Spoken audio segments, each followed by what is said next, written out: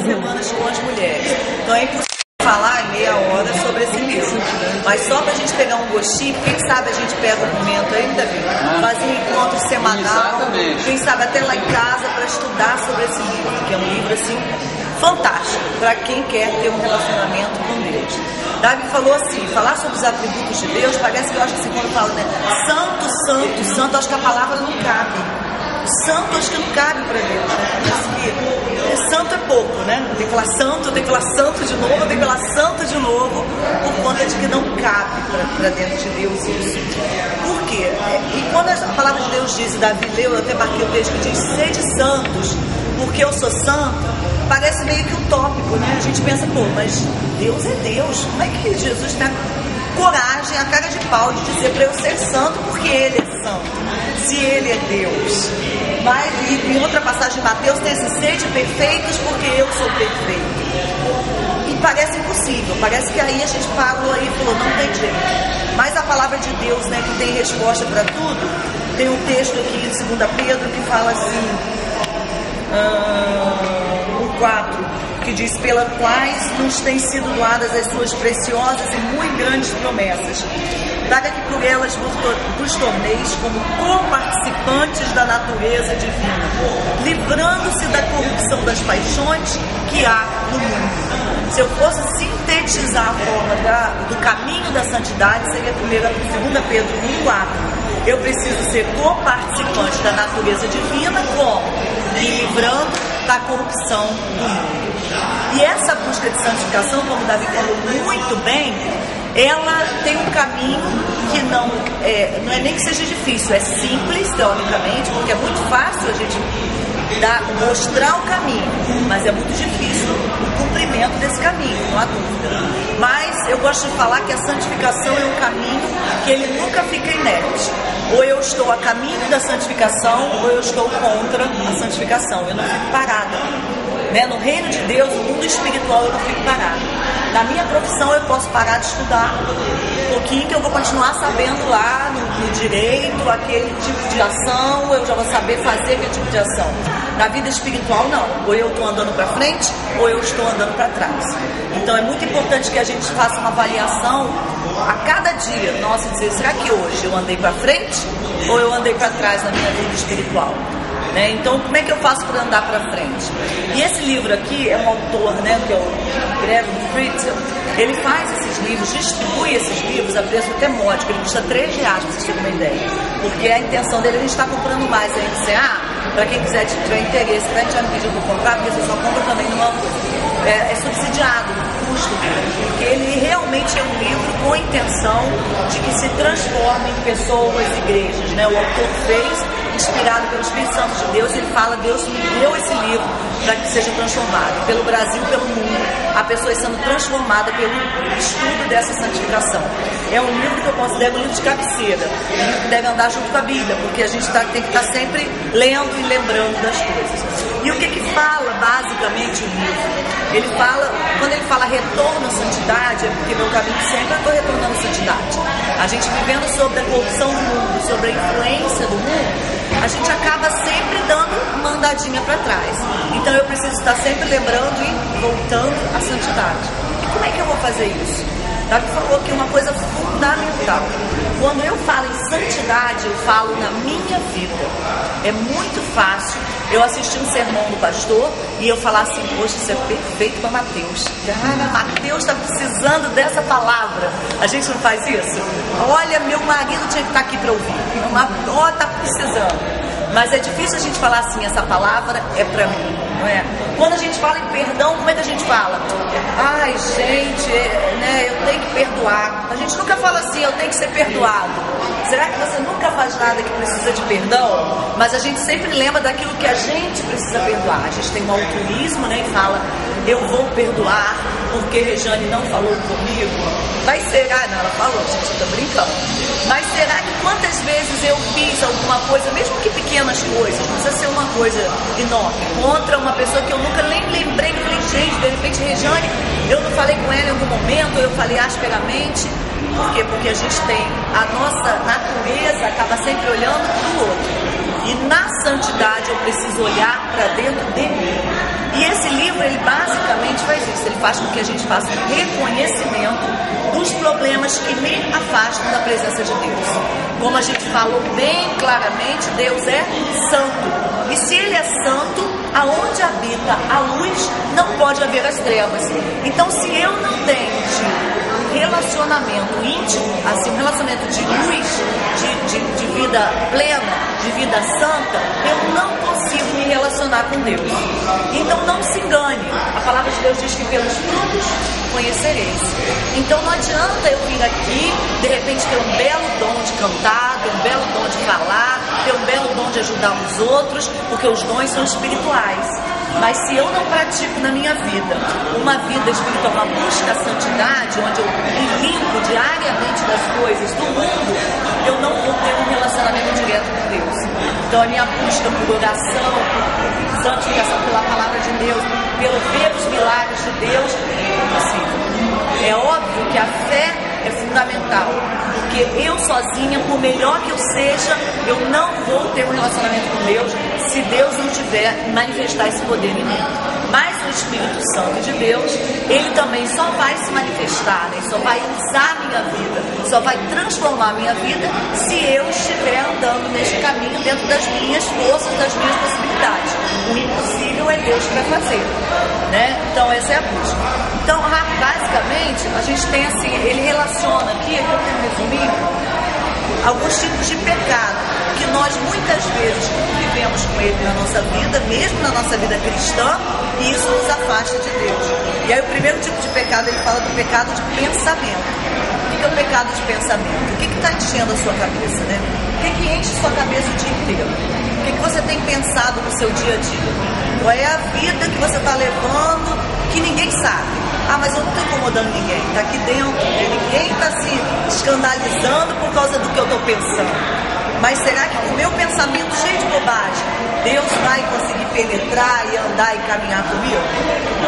Então a primeira coisa que nós precisamos assim, acordar e alertar é o pensamento. Tudo tem passagem bíblica, não dá tempo da gente abrir tudo. Mas em 2 Coríntios, o Provérbios 23:7, que é um texto fantástico, diz assim: porque como ele pensa consigo mesmo, assim é. Até a psicologia diz isso. Se você chega para uma criança pequena e diz: você é burro, você é burro, você é burro, e ele acredita que ele é burro, ele passa a ser burro. Ele fala, ele é limitado. Então como é que a psicologia ensina? Você é inteligente, você é o melhor, você é muito bom, você é lindo, e isso vai trabalhando. Então o que eu coloco na minha mente, assim eu vou achar que eu sou. Né? A gente vê N histórias de pessoas falam: ah, eu achei que eu não ia conseguir, porque a mãe a vida inteira falou que eu não ia conseguir. Então a palavra de Deus diz que nós podemos ser santos. Então é isso que eu tenho que colocar na minha mente. Eu posso ser santo como Deus é santo. Eu posso ser bênção, porque Deus me fez para ser bênção. Então eu tenho que trabalhar o meu pensamento, tirar aqueles pensamentos que não me levam à santidade, tirar aqueles pensamentos da minha cabeça que me levam para baixo e encher a minha cabeça com os pensamentos com a palavra de Deus. Segundo tipo de pecado é o de atitude. Esse é o mais óbvio, né? Apocalipse 3:15: conheço as tuas obras, que nem és frio nem quente. Oxalá fogas frio ou quente. Assim, porque és morno e não és quente nem frio, vomitar-te-ei da minha boca. Esse texto é fortíssimo, né? Aquela vidinha, sabe, que a gente leva. Eu vou à igreja domingo, eu sou crente, eu dou dízimo. Olha, eu não faço mal a ninguém, eu nunca matei ninguém, eu nunca adulterei, eu nunca roubei nada, então eu sou muito crente, eu sou um espetáculo de pessoa. Será que é isso que Deus quer, essa vidinha mais ou menos? Não, o que Deus espera de nós é a santidade, é que a gente saia da mediocridade. Eu não tenho que ser. Ele fala assim: era melhor que você fosse frio, é melhor eu dizer assim: ó, eu estou no mundo mesmo. Não que Deus queira que você esteja lá, mas porque parece que lá você se quebranta e aí você entende que está errado. Mas quando no seu pensamento você acha que você está muito bem, porque você segue lá os princípios básicos, como se você siga as regrinhas básicas do cristianismo, e está tudo bem na minha vida, opa, tem alguma coisa errada. A palavra de Deus diz que vomitar-te-ei da tua boca. O que a gente vomita? Aquilo que não presta, aquilo que faz mal. Então a minha vida de mediocridade no espiritual faz mal a Deus. Ele abomina aquilo. Então é preciso que nós tomemos posição sejamos um diferencial na presença de Deus. Ser diferentes. A palavra de Deus me diz que eu posso ser santa. A palavra de Deus me diz que eu posso ser perfeita, porque Deus vai me ajudar e vai me acompanhar. E eu preciso crer nisso. E eu preciso ir além, passar um passo. E como eu falei na vida de santificação, eu preciso andar à frente. Eu não posso ser o mesmo crente que eu fui ano passado. Ah não, eu estou fazendo a mesma coisa que eu fiz ano passado. Eu não estou falando de serviços na igreja. Eu estou falando da minha vida espiritual. Quanto tempo você está orando por dia? Você está orando o mesmo tempo que você orava ano passado? Ah não, eu oro 5 minutos por dia, continuo orando 5 minutos por dia. Na vida espiritual eu leio a Bíblia 3 vezes por semana, desde o ano passado, há 2 anos que eu sou assim. Não, se eu leio 5 minutos hoje, mês que vem eu já tenho que estar lendo 10 minutos. No outro mês por quê? Porque a santificação ela o quê? Ela contagia. Então eu vou ter mais vontade. E assim eu vou crescendo no tempo, vou fazer mais. Logicamente isso também vai transbordar a minha vida e eu vou acabar abençoando a igreja, abençoando minha família, abençoando o mundo. Mas primeiro tem que começar de mim, eu tenho que mexer. Então eu tenho pecado de pensamento, eu tenho pecado de atitude, eu tenho o pecado da palavra. E esse foi um pecado que acho que a gente levou umas 2 semanas falando sobre esse pecado. E palavra tem que falar muito, né? Então, pecado da palavra. Quantas vezes, né, a gente acha assim, vê na televisão lá, quem é o pior bandido aí que a gente da atualidade, né? Que mais? Beira-Mar, né? A gente fala assim, Fernandinho Beira-Mar, imagina se tivesse 2 vagas no céu, tá? Jesus falasse assim, tem 2 vagas, quando não de entrar, ou melhor, tem 1 vaga no céu, você morre junto com o Beira-Mar, no mesmo dia você morreu, você e Beira-Mar, chegou na porta do céu, São Pedro falou assim, tem 1 vaga, só 1 vai entrar no céu. Aí você fala, feita, o cara matou 200 pessoas, eu vou à igreja, sou dizimista, sou crente. E de repente, na hora de entrar no céu, São Pedro chama e fala, ó, sinto muito, mas quem vai entrar é Beira-Mar. Você vai falar, como é que pode? Não é possível isso. Aí ele pega a sua ficha corrida, né, no céu lá e fala assim, vamos ver o que você fez. Não é ver o que você fez.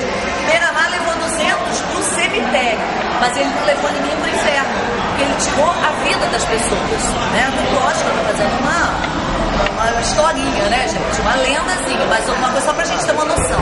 E aí ele pega a sua ficha, ele fala Beira-Mar, mas Beira-Mar ele não foi criado no Evangelho, ele não conhecia a igreja evangélica, ele não teve nenhum ensinamento, ninguém foi lá falar de Cristo pra ele, porque todo mundo tinha medo, então ele realmente tá aqui, morreu, mas ele, coitado, não teve oportunidade, nem aprendizado, ele não sabia o que era andar segundo o caminho do Senhor. Agora você, vem cá, deixa eu ver, você foi pra escola dominical todo domingo, legal, mas você saía da escola dominical e falava mal do pastor, tá escrito aqui. Depois você saía dali e falava mal da irmã. Depois você ia pro seu trabalho e falava mal do seu chefe. Você enrolava seu chefe, chegava mais tarde. Na faculdade você colava na prova. Mas você aprendeu na escola dominical que você não podia fazer isso. Você era dizimista, mas não liberava ofertas, não orava pelos missionários. E você aprendeu lá, porque o pastor pregou sobre isso. Você vivenciou com missionários e sabia o que tinha que fazer. Você, com isso, aquele vizinho que você deu mau testemunho na sua casa, aquele seu vizinho foi pro inferno. Então tem uma alma lá no inferno porque você não falou de Cristo pro seu vizinho. Você acha que Deus vai olhar para aquele que levou pro cemitério ou aquele que levou pro inferno? Então olha como é profundo o caminho da santificação. Olha como a minha vida espiritual é um diferencial e é algo que Deus vai julgar, olhar.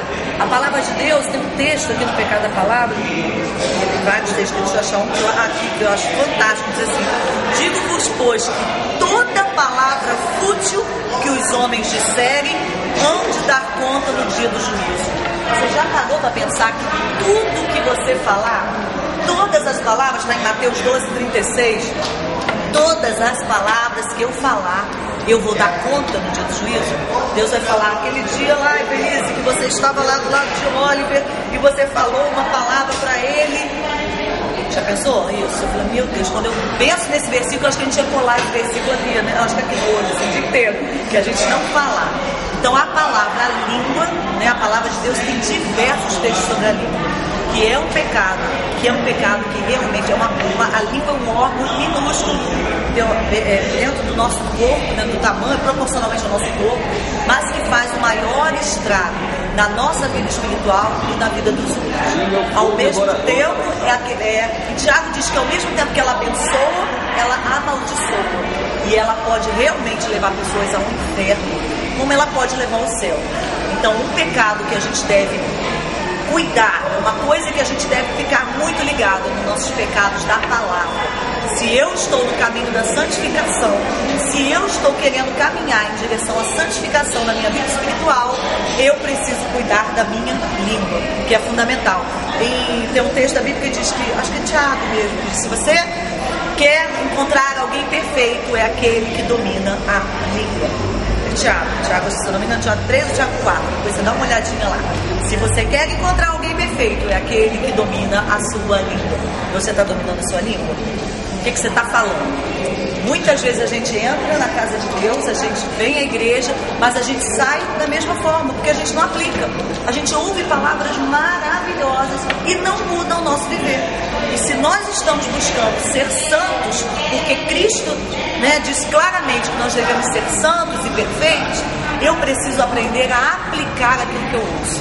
Então, eu gosto de, quando eu venho à igreja ou venho assistir alguma palavra, a oração que eu faço para a minha vida é assim: Senhor, me ajuda para que eu possa ouvir a Tua voz, pelo menos em alguma palavra desse tudo que o pregador falar, e que eu possa aplicar essa palavra no meu coração. Porque às vezes a gente ouve e fala, que legal, muito lindo, gente, isso é fantástico. Mas sai daqui e continua com as mesmas atitudes. E aí assim eu estou andando para trás. Eu estou andando pior para trás do que aquele que não tem conhecimento.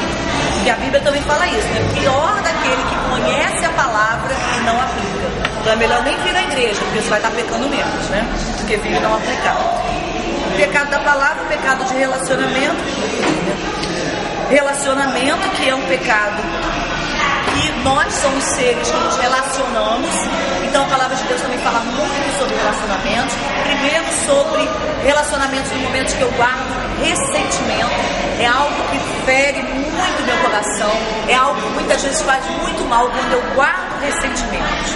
Nós vivemos em relação com pessoas. E obviamente nessas relações vão haver momentos em que eu vou me aborrecer, eu vou me decepcionar, eu vou trair e ser traída. Porque a gente fala de traição, parece traição de marido, mulher, de adultério. Não, eu tô falando daquela traição às vezes de um amigo, porque um amigo te contou um segredo e você acaba sem querer soltando e contando pro outro, e aí ele se decepciona com você. Isso é natural do ser humano. Nós falhamos e nós passamos por isso.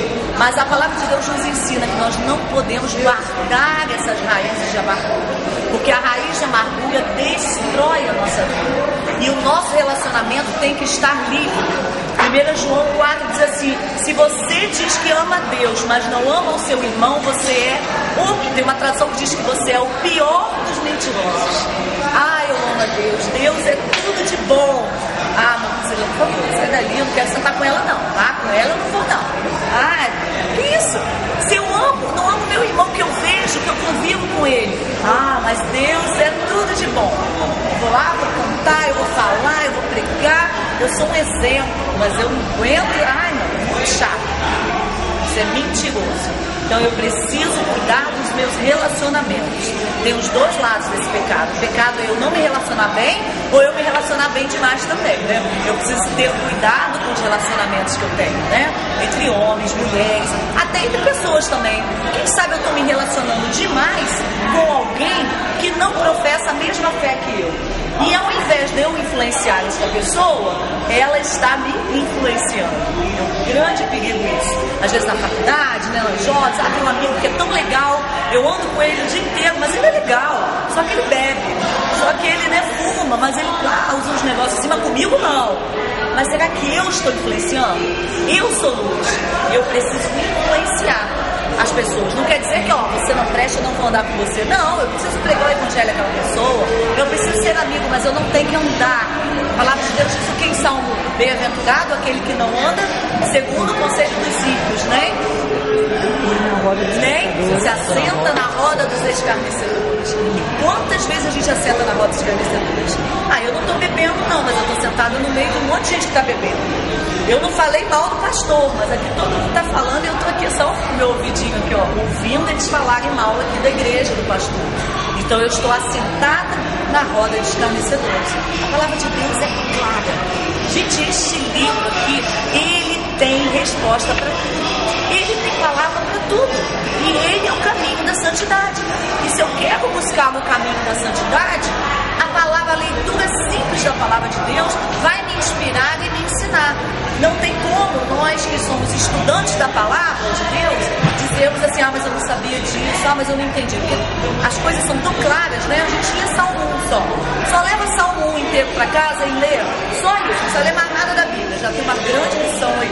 Então qualquer texto que nós pegamos, a gente vai aprendendo. Para fechar, para entregar para Davi de novo, a gente tem o pecado da ação, que eu não preciso nem falar, né? O que a gente faz de errado, diretamente falando, que acho que é mais coisa. Aí tem um pecado que eu acho assim bastante importante também, o pecado da omissão. Olha, às vezes a gente peca, a gente fala assim, eu pequei porque eu agi, mas muitas vezes eu tenho pecado porque eu não agi, né? Quantas vezes a gente passa por situações que a gente poderia dar a mão, ajudar alguém, a gente passa por situações onde a gente podia orar mais, onde a gente deveria estar lendo a palavra de Deus e a gente não faz. E nós estamos com esse pecado seríssimo de não fazer, né? Não fazer nada. Bom, vou ficar aqui quietinha, eu já estou pecando porque eu estou fazendo, não estou fazendo. Eu achei interessante ontem um missionário falando. Ele falou, eu não posso chegar para um afegão, para uma pessoa pobre e dizer, você quer aceitar Jesus? O cara não tem o que comer, o cara não tem o que vestir, é a mesma coisa hoje aqui. A gente às vezes vê um irmão da igreja do lado, está desempregado há 6 meses, a gente chega para o irmão e fala, eu vou orar por você. Ele não está precisando de oração no momento, ele está precisando de uma mão, ele está precisando de um dinheiro para passagem, ele está precisando de um dinheiro para uma cesta básica. E às vezes a gente até tem condições, eu posso não ter condições de dar R$200, mas de repente eu posso pegar R$5 e, meu irmão, está na mão dele. Então nós deixamos de agir e ajudar o próximo. A gente sabe que o irmão está precisando daquilo e a gente não faz e nós estamos pecando. Porque a palavra de Deus diz o quê? Quantas vezes eu estive nu? Quantas vezes a gente não veste, né? O cara tá pedindo comida, não, deixa ele trabalhar, ele tem que trabalhar. Aquele cara bebe, eu canso de ajudar, mas ele vive bebendo. Nós precisamos orar por ele, nós precisamos estender a mão. E isso é que o mundo está precisando, de pessoas que façam a diferença. Não de crentes que fiquem sentados na igreja só assistindo e ouvindo. A gente precisa aplicar isso. Eu vou parar por aqui porque tem outros pecados, mas só para fechar, o de autocontrole e autoconfiança, que é aquele pecado de eu sou bom, eu sou maravilhosa, eu sou linda, eu sou perfeita. Lá em casa ele fala, você é perfeita, eu sou perfeita, vou te dar uma chance. E é isso aí. Então, fechando, a gente precisa buscar essa diferença na nossa vida, buscar essa autoavaliação, parar de olhar para o outro e querer avaliar e querer, né? Porque é muito fácil detectar o pecado de todo mundo aqui, né? Ela tem isso, só conviver um pouquinho. Mas eu preciso olhar para a minha vida, para o meu pecado, fazer a mudança na minha vida. E eu mudando a minha vida, eu vou acabar influenciando todos que estão à volta, sem mesmo muitas vezes falar uma palavra, né? As pessoas vão se influenciar pela minha mudança com o Espírito Santo de Deus. Amém. E voltando aqui à santidade, um pouquinho mais a santidade de Deus. 2 vezes a gente encontra a palavra santo, santo, santo na Bíblia. O primeiro santo é Deus. Deus é santo. Todas as operações, a criação dele, a maneira dele agir, é perfeita, é santa. O segundo é Jesus Cristo, né, que veio ao mundo, né, para pagar a pena pelos nossos pecados. Ele é santo. Ele é santo. E o terceiro qual é? Espírito Santo. Aonde é que Deus veio ao mundo para pagar a pena dos nossos pecados, para que nós tenhamos um relacionamento direto com Ele? De que maneira? Porque o Espírito Santo quer morar onde? Dentro de você. Então, o terceiro santo é o Espírito Santo. E o Espírito Santo, para completar a obra, nós temos que ser santos. E aí a gente olha para dentro de nós mais uma vez assim, puxa, como é difícil. Mas como Evelise falou, olha, a santidade é um processo. Você tem que orar mais amanhã do que orar hoje. Você tem que buscar mais amanhã do que você busca hoje. E esse é o processo da santificação, né? Eu queria agradecer aqui a presença de todos e assim conclamar, vamos ver se chega um pouquinho mais cedo, que foi tão bom hoje esse começo, né? E a gente está estudando aí sobre os atributos de Deus e como é difícil, né, falar a respeito dos atributos de Deus, né? Hoje eu agradeço a Evelise aí por essa canja que ela nos deu. Eu queria fazer assim, mas eu estava pensando ali sentado, a gente já fez esse estudo, né? E é muito gostoso, porque você sai com uma porção de pensamento, pô, mas eu não sabia que isso era pecado, né? Quando a gente estuda mais ou menos, fala assim, olha, tem 3 pecados só: pecado de pensamento, pecado de omissão, pecado de comissão. Mas olha, só o pecado ali da palavra, se você se livrar do pecado da palavra, você vai estar se livrando de muito peso, muito grande na sua vida.